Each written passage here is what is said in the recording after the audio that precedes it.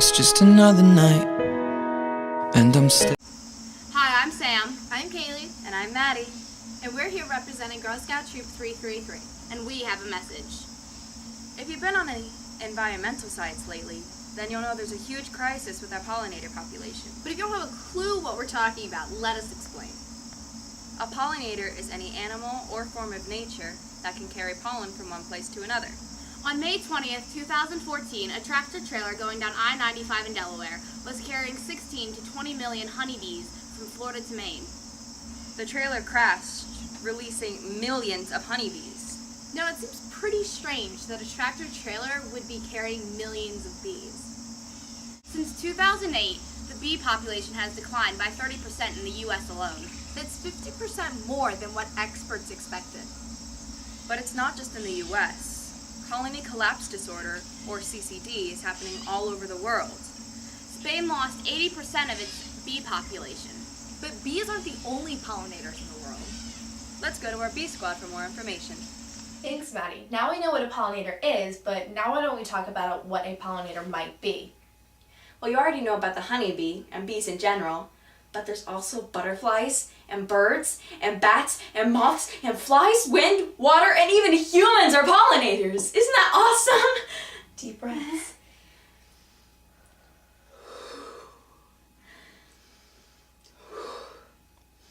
You go? Okay. Okay. Each of these pollinators is drawn to specific plants. For example, bees prefer flat flowers in the colors of white, blue, and yellow, while butterflies prefer trumpeting flowers in the colors pink, purple, and red. This is how the plants in the world get pollinated. It's all pretty fascinating if you ask me. Well, back to you guys. Thanks, Bee Squad. Now let's go to a local organic garden to see some pollinators work. All of these vegetables are growing because of pollinators. Bees pollinate more than 1/3 of the world's food. As of 2006, it takes 1.4 million colonies of honeybees to pollinate 550,000 acres of California almond trees. You can tell how well the veggies have been pollinated by how big they grow and how fast they ripen. More pollination means bigger, better, tastier foods. By looking at a plant's flower, you can tell what kind of pollinator is going to stop by.